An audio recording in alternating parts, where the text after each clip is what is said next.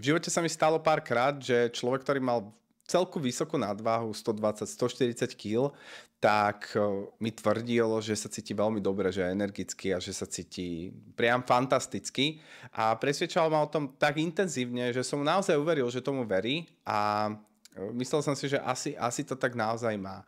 A potom takýto človek schudol, povedzme nejakých 20 kg a povedal mi, cítim sa najlepšie, ako som sa v živote cítil. A keď sa spätne vrátim k tomu, že ako mi mohol tvrdiť, že sa cíti tak vynikajúco, keď mal nadváhu a potom, keď ju nemal, tak mi povedal, že sa cíti ešte viac vynikajúco. No je to tým, že človek si zvykne aj na šibenicu a veľa z tých ľudí, ktorí majú nadváhu, si to neuvedomujú. Oni sa cítia v skutočnosti mizerne, ale to je pre nich norma. To je ich norma. Takže keď je pre mňa norma byť v 140-kilovom tele a nosiť 40-50 kilovú záťažovú vestu každý deň, tak tiež si budem hovoriť, že cítim sa v pohode, lebo niektoré dni sa budem cítiť horšie a niektoré dni sa budem cítiť lepšie. Akorát, že tie lepšie dni pre mňa budú v skutočnosti najhoršie možné dni človeka, ktorý sa naozaj cíti dobre. Takže pre ňoho norma je cítiť sa zle, ale je to pre ňoho tak silno zakorenená norma, lebo už žije každý jeden deň, že má vlastne pocit, že sa cíti niektoré dni dobre, pretože tie dni, ktoré sa cíti zle, tak ich kontrastuje s tými dňami, kde sa cíti trošku lepšie, ale absolútne nemá porovnanie s tým, ako by sa v skutočnosti cítil, keby sa cítil naozaj dobre. A to neznamená, že to je normálne, lebo norma nemusí znamenať normalitu. Norma môže byť niekde v Severnej Kórei, že tam zastrelia človeka, keď zle žmúrkne, ale to neznamená, že to je normálne z hľadiska vesmíru a nejakých ľudských etických hodnôt. Ale tam je to norma, tam je to pravdepodobne bežné. A takisto pre takéhoto človeka je to norma. A ja odporúčam každému človeku sa zamysleť nielen taký, ktorý má nadváhu, ale celkovo ľudia, ktorí žijú takým sedavým spôsobom života, nerobia to kardio, denne nachodia 3240 krokov, nezabehnú ani 5 kilometrov, zdvihnú sa na hrazde raz a považujú to za veľký úspech. Aby takýto človek sa zamyslel nad tým, že či naozaj verí tomu, že momentálne sa cíti najlepšie, ako sa môže cítiť. Každý jeden deň.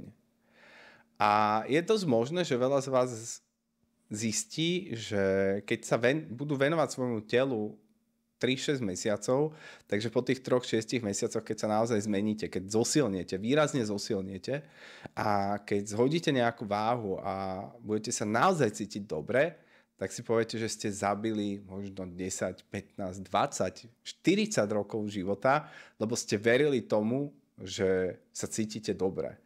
A neviem už, kto to povedal, ale niekto to povedal, že najlepšie väzenie pre ľudí, alebo najbezpečnejšie tak, aby neušli, je také, o ktorom nevedia, že v ňom sú uväznení. A to sú presne títo ľudia, že oni sú uväznení v svojom veľmi nedokonalom tele, pretože ho nikde neupgradeli a myslia si, že je to úplne v pohode. A pritom v skutočnosti